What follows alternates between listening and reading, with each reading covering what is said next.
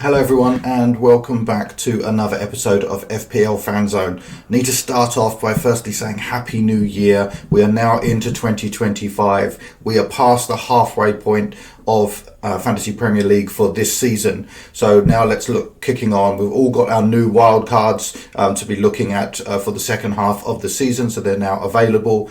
I wouldn't suggest using them right now unless your team is in an absolute dire state. We'll have a quick look back. I know I missed Gameweek 19. I had some friends and family staying over using my studio as their room, so I didn't get as much time in here to make videos for you over the Christmas period, so I apologise for that, but I am now back. The room is now clear and videos will be coming thick and fast over the coming weeks. In this video, we're going to have a quick look at Gameweek 20. Obviously, there was a lot of suspensions and injuries that have happened over the Christmas period. We're going to look at some replacements for that as well. I've also added in a new section in this video called Inform, and we're going to look at the players that are in form in each of the different positions. And there's a few surprising ones in there that are really lowly owned and could be differentials for your team, seeing as the template players now are very, very highly owned, like Isak, Salah, Palmer, are all massively owned at the moment. So there's some good differentials in that inform section. So if you do like this video, please don't forget to hit that like button. It massively helps the channel. We've seen a real boost in subscriber numbers over Christmas. My goal now has changed from 100 subscribers this season. We've already surpassed that goal to now get to 250 by the end of the season. So please don't forget to hit that subscribe button. And then also you can join the FPL Fanzone League. It is free to join. There is a code on the screen.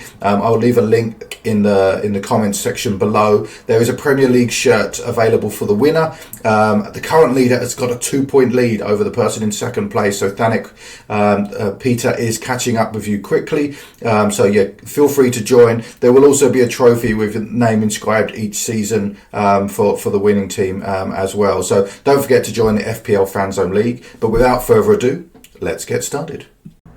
So just a quick look back at the Game Week 18 results, as there was no video in Game Week 19, and I had an outstanding result of 87 points and a rank rise of 884,000 places. Even with 23 points on the bench, it was a phenomenal week for me. I had Salah as my captain, Palmer as my vice captain, but there was no real, the outside of not picking Pickford over Flecken, I felt like there was good results across the board for that team there. But I'm not going to dwell too much on this team. It was 2 weeks ago. Let's move on. Game week 19 was another good result for me, another 260,000 rank rise. So in the last 2 game weeks, over 1 million places risen. I'm now in the top 2 million, not quite where I want to be. I'd prefer to be in the top 1 million, but there's still half the season to go. So 20%, the top 20% of the league. Overall rank, so really happy there. There was 15 points on the bench, and I guess the main decision that I got wrong was not playing Wood over potentially Sarr. I felt that Wood had a tougher game, possibly because I had Pickford in goal, that I was hoping for 0-0 in that game, but I didn't. I made the wrong choice there. So having Pickford was a 10-point difference on Sarr, which would have been an even bigger green arrow. But overall, I cannot complain with over 1 million rank rise in the last 2 weeks. Moving on to Game Week 20, and obviously there are a few challenges now within people's teams, with several players picking up their 5th yellow card. Unfortunately, in the last game that they were able to do that. Now, do bear in mind that both Liverpool and Everton have only played 18 games. So any of their players that are still on 4 yellow cards could still pick up a 5th yellow card and then be banned in their next game. So Everton and Liverpool players that are on 4 yellow cards could still be banned for 1 game. Everyone else has now hit the 20 game mark, so that has now reset to 10 yellow cards before a 2-match ban. So just looking for my team for Game Week 20, I've got Pickford in goal. While Flecken does have an easier fixture away to Southampton, Brentford do have a terrible habit of conceding goals even when they're scoring lots, and Flecken has just, I don't expect there to be a lot of save points in that game for him. So Pickford is staying in goal for me. I've got Aina away to Wolves. Now obviously their attack is weakened because Cunha is suspended. We've got Hall away to Tottenham. Now Tottenham are very good going forward, so there is a concern there. But as you look at my bench, I have 3 red flags, so I don't have any option at this point unless I use one of my 2 free transfers. I've got Gabriel away to Brighton and then Kirkes away to Everton. So best result in that one would be a 0-0 draw between Everton and Bournemouth, and then I get 2 clean sheets in this team. I've got Palmer currently set as my vice captain, but I might change that to Isak because that Tottenham defence and even their goalkeeper have been decimated. There's been illness within their squad as well in the recent press release from Postecoglou. So I will look at moving Isak to my vice captain. I've got Sarr home to Chelsea. Salah is my perma captain now, away to Man United. There is also another shout this week to triple captain Salah. He's in the form of his life at the moment, on target to hit 400 points this season, which would be again a massive new record. Manchester United defence is conceding goals a lot at the moment. They've still not found that new rhythm under Amorim, and he's saying that he's not going to change, which doesn't bode well for an attack that is scoring heavily at the moment. And then I've got Gordon and Isak both playing to that weakened Tottenham defence. They've got both their main central defenders out. Their goalkeeper is out as well. So they're playing backups in each of those positions. So I do expect there to be a few goals in that game. And then I've got Cunha away to Wolves, and the Wolves defence is just still not solid, so I'm really happy to be playing him. The challenge, of course, is I have that I've got no bench at the moment with Rodgers, Timber and Cunha all suspended this week, but let's have a look what to do with them next. So just looking at some of the red flags this week based on ownership, the 3 main ones are Cunha, Timber and Rodgers, and maybe I'm just biased because they're all in my team at the moment. Cunha is banned for 2 games after his indiscretions after the Ipswich game. Now that actually only means he misses 1 Premier League game. He will also miss the FA Cup game, which is the following weekend. Timber got his 5th yellow card, so he's just missing the Brighton game, but will be back for the Tottenham game. The other thing to think about with Timber is that Ben White will eventually come back, and that may impact his minutes a little bit further. And then Rodgers got his 5th yellow card, and unfortunately is missing the Leicester game, which is a real shame because that was a great one and would have been good to have him, especially the form he's in at the moment. But he will be back for the Everton game and the Arsenal game afterwards. And then the 2 in the bottom row here, Saka and Bowen, are both injured and out long term. So Bowen broke his foot in the Liverpool game. Saka is out for 3 or 4 weeks, as we know from the Arteta press conference. So if you have either of those 2, they're sells. You move off for those straight away, and we'll look at some of the informed midfielders to be targeting over the next couple of slides. But with the 3 at the top, because they're only missing 1 game, if you have the option to bench them and bring them back in, then do so. If you've got good replacements that you can play and it's only for 1 week, they're not long-term worries. They're all good minutes, and they're all in playing for teams that are in good form at the moment. With Cunha, obviously, when he comes back, he's going to miss the Nottingham Forest game, but then he's got Newcastle, Chelsea, and then I believe it's Arsenal, Aston Villa, and Liverpool. So the run of games for Wolves is reminiscent of how they were at the start of the season. So while we could fool ourselves in saying that he can score in any game, that run of fixtures looks terrible. So it might be just a good time to just jump off Cunha right now. In my mind, he is a sell. But as we look at the other forwards at the moment that are in form, there's not a huge amount of option to go to unless you've got money to move up to some of the more premiums. With Timber, he's going to miss the Brighton game. Comes back to Spurs away, then Villa at home, and obviously that's not 2 great fixtures. He is nailed in the team at the moment, but Ben White is in recovery, and when he comes back will potentially impact Timber's minutes. So certainly one for me that I will be looking at coming off, just because, as I said, all 3 of my bench are suspended this week, so I do need to make at least 1. I've got 2 free transfers. I will likely to be making 2, but Timber will be moving out from my team. And then Rodgers is a keep for me. Yes, he misses the Leicester game, which is a shame, but as an enabler, I think I picked him up about 5.1 or 5.2. So I've got money tied up in him. So keep that in mind when you're getting rid of any players, that you won't necessarily get the full value for them. But he's nailed on in that team, essential to their playmaking. He gets goals, he gets assists, and he's cheap. So for me, he is staying in my team. He's just going to be benched this week, moving on. But as I said, if you've got Saka or Bowen, they are both sells. So let's have a look at some replacements in each of those positions. Okay guys, so we're now going to have a look at a new section in this video that I'm going to call In Form. And it's about players that are on good form at the moment, and we've got to be careful not to just jump on the bandwagons, but form looks over the last 4 or 5 weeks. So these are players that have been consistently performing, and we'll look through their numbers, look through their upcoming fixtures, and see if they're worth moving on to now, or have we missed the boat on that. Also, don't forget, if you've got this far into the video, please don't forget to hit that like button, hit subscribe, hit the notification bell for future videos coming up as well. But let's have a look at this new section of informed players. Starting off with defenders, and no surprise, Hall has been the flavour of the month for at least a month now. He has got 7 clean sheets so far this season. He's currently got, his form over the last 5 is 8.2, and over the last 4 is 10 points per game. He's getting assists, he's getting clean sheets, he's got 9 bonus points so far this season. Now, Tottenham away doesn't look like a great time to start if you're looking at bringing him in this week, because Tottenham do score goals. Defensively, they're terrible, but they are scoring goals, so potentially no clean sheets there. But Newcastle are starting to look like the Newcastle of last season that had good defence before it sort of fell away in the second half of the season. So they seem to have found a bit of rhythm there. And then after the Tottenham game, you've got Wolves, Bournemouth, Southampton and Fulham.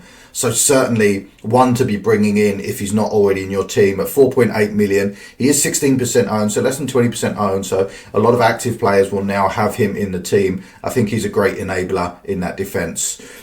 Huijsen has been sitting top of this table now for the last 2 weeks and has dropped down to second, but still on a form of 7 points per game over the last 5. Everton at home this week looks like another good week. That Everton attack is not great, so another potential clean sheet available for Bournemouth. But his isn't coming from clean sheets. He's only got 3 clean sheets so far this season.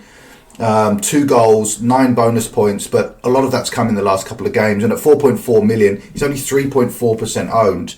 I think there's some opportunity there for Huijsen. Next up, and probably a little bit surprising for me, is Saliba. 6.8 in terms of his form over the last 5. I would have thought it would have been Timber or Gabriel that would have had better points than him over the last 5. But even so, 7 clean sheets, 6 bonus points.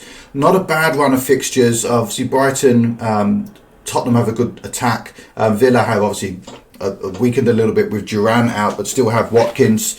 Then they've got Wolves, and then they've got Man City. So the fixtures are middling for that Arsenal defence, but we know that they can keep a clean sheet against anyone.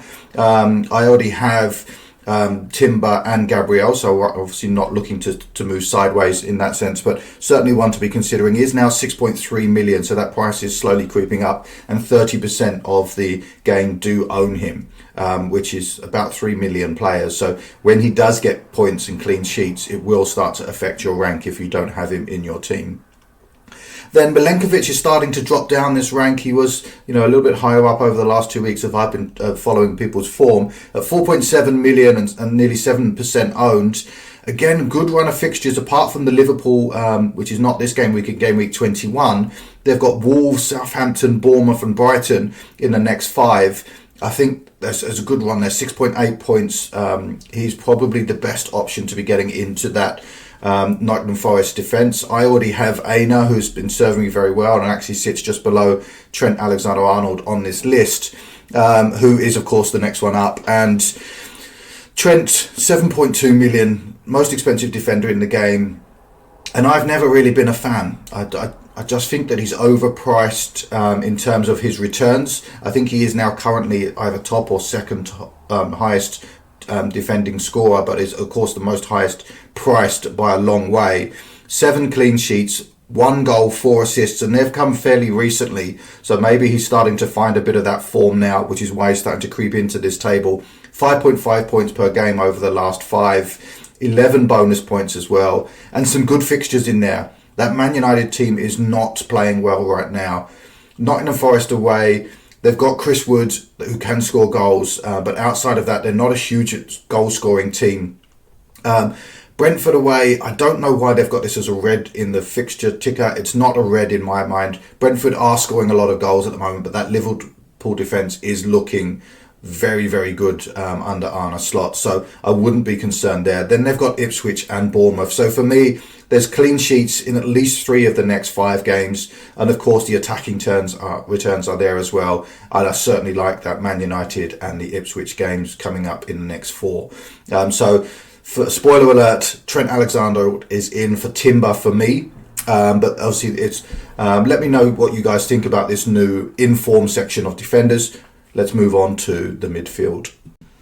Moving on to midfield, and no surprise, Mo Salah is top of the inform charts. Now, he's currently owned by 68% of the game. So anyone who's still active has Mo Salah in their team. Anyone who's active and doesn't have him in the team are just trying differentials and trying to free up money. But obviously their rank will be dropping every week because the amount of points that he scored. 12.8 over the last 5 games. 12.8 per game over the last 5 games. That's incredible. That's a double-digit haul every game on average for the last 5. 17 goals, 13 assists, on target to hit 400 points this season and break all records, regardless of the fixtures. And we talked about them with Trent. He's a must-have in your team. So moving on, surprisingly, Murphy. Everyone's talking about moving to Gordon, moving Saka to Gordon, moving other players, Bruno to Gordon, who's out of form at the moment. But Murphy's the surprise one here. 8.4 points over the last 5 games per game. 3 goals, 6 assists, 5 clean sheets. A good run of fixtures for that Newcastle. Yes, they've got Spurs away this week. So, as I said, while it's not great for defenders, as an attacking team, their defence is completely shot. So you've got the Tottenham defence, which you would definitely target. You've got Wolves at home, Bournemouth at home, Southampton away and Fulham at home. There's great attacking returns there for a Newcastle team that seem to be revitalised at the moment, are scoring goals, and Murphy's seems to be a big part of that midfield. So for me, the surprise in this list is Murphy. I know he's been getting results, but to see him second behind Salah in terms of form over the last 5, and with that run of fixtures coming up, maybe worth looking forward onto that as well. Next up is Gibbs White, and what you'll notice is that Nottingham Forest pop up quite a few times, not only defensively but in midfield and in attack as well. So we've got Gibbs White and Elanga. Now I've been keeping an eye personally on Elanga. I've just like the way he plays. He's got such a forward-thinking and attacking style. But Gibbs White is obviously the in-form player at the moment, 7.8 per game over the last 5 games. 3 goals, 3 assists this season, 10 bonus points. And again, with that Nottingham Forest team, they've got a good run of fixtures. You take away that Liverpool game in Gameweek 21, and you wouldn't be mind having a triple up on Forest over the next 5. So certainly Gibbs White and Elanga at 3.5 and 3.3% owned are huge differentials at the moment. And if you're looking for a cheap midfielder, both of those at 6.4 and 5.2 million respectively are great options in there as well. So some good enablers in this team. And this is why I brought in the inform section, because while everyone has Salah and Palmer, if you look at Murphy, Gibbs White and Elanga, they're all less than 5% owned, which is crazy, which means there's huge points gains to be had, because these guys are getting returns, on average 6, 7, 8 points per week over the last 5 weeks. And with good fixtures coming up, we hope that to continue. So hopefully, let me know in the comments below what you think of the new inform section. But without further ado, let's kick on to the forwards. Moving on to the forwards, and no surprise, Isak is top of the form chart for forwards at the moment. 10.2 points per game over the last 5. So a double-digit haul on average. He is now, 51% owned. I'll have to double check that. I'm sure he's higher owned than that. But over 50% of the game now have Isak in at 9.2 million. His price is continuing to rise. So not only do you get all the goals and the points that he's scoring at the moment, but also the price rises every week as people realise they have to have him in the team. 12 goals, 4 assists, 20 bonus points, an XGI of 8.2. The 0.82, sorry, in over per 90 minutes. So almost a goal involvement per game when he's playing. And again, Newcastle fixtures are looking great. So just a trend to notice here: Newcastle, Liverpool, and Nottingham Forest appeared in all positions. So are they the teams that we want to be targeting as triple ups? No surprise that all of those teams are in good form at the moment. They do have good fixtures moving forward. Looking next, we've got Gakpo. Now, word of caution with Gakpo, he is on 4 yellow cards, and with Liverpool playing their 19th game this week because of the Everton game that was postponed earlier in the season, there is a chance that if he picks up another yellow card, he will be suspended for the Nottingham Forest game. But at the moment he's not suspended, so it's up to you if you want to take that risk. He's starting to find a bit of form. There is obviously the doubt as well that Jota is coming back into that team, and is he going to start taking away minutes as he becomes back to full fitness? But right now, 5 goals, 2 assists, 12 bonus points, a good run of fixtures, and 7% owned. Gakpo is a great choice if you are looking to triple up on Liverpool. But another word of caution is that as we get to game weeks 24 and 25, we do expect there to be a double game week for Liverpool. And so it would be great to have triple of those players, but you might also be thinking about the assistant manager chip as well. And you can't have 3 players and Arne Slot. So you just think about what you want to do there. For me, I am now doubling up. I have Salah and I have Trent. And I will look around game week 23 whether or not I will triple up on Liverpool as players or bring in the assistant manager chip for their double game week in 24 or 25 when that's announced. Next up is Cunha on this list. Now, of course, he is suspended for the Nottingham Forest game after his Ipswich shenanigans. He's still 16% owned. His price is dropping, obviously, due to the red flag and the fixtures coming up. So Newcastle, Chelsea, Arsenal, Aston Villa, then Liverpool. It's a terrible run of fixtures. There's some good defences in there at the time. I just don't see there being a lot of returns for Cunha when he comes back. So as I said, his price is dropping. So just be careful if that does impact your team. So certainly one that I'll be looking at moving out. But as I look at this list here, do I want to move to Gakpo? Unless I know he's not going to be suspended for the Nottingham Forest game. I've got Jesus is next on the list. 6.9 million. That price is going up. 3 goals, 2 assists, and all of those in the last couple of games. His form is only 5.3, so there's better value in those midfield slots at the moment in terms of points per game, and especially at that sort of around that 7 million mark. And the fixtures for Arsenal were very middling. Brighton away, Tottenham at home, Aston Villa, Wolves, and then Man City. Just not great fixtures for Arsenal over the next 5. So, and with Saka gone, there's a lot less creativity in that team. I'm just not convinced on Jesus, but his form is there. And then last up is Chris Wood, and a lot of people are now moving back to Chris Wood. Again, we've talked about those Nottingham Forest fixtures. He's 30% owned already, so he's not a differential anymore. But 11 goals this season, almost as many as Isak, and everyone's saying he's essential. 23 bonus points, so more than Isak. His expected goals involvement per 90 is only 0.43, so almost half of Isak's, but his returns are almost the same. So his form is 5.2, but the fixture run is good. He's already in my team, so again, where do I really move? I've got Isak, I've got Wood, and I'm not convinced with Gakpo or Jesus, so I'm not sure where to move Cunha to at this point. So, but if I keep him in my team, I keep losing the value. It's a bit of a dilemma for me, for my team moving forward. So let me know in the comments below, guys. Help me out. Which striker should I be moving Cunha to? Let me know in the comments below. So once again, we are coming to the end of another FPO Fanzone episode. Just want to say a massive thank you. Don't forget to hit that like button, hit subscribe if you're new around here. It really does help the channel with the YouTube algorithms. Thanks once again. My visitors have now gone, so I've got my studio back. I can start to keep videos. So hit that notification bell if you want updates on future videos. And may all of your arrows be green.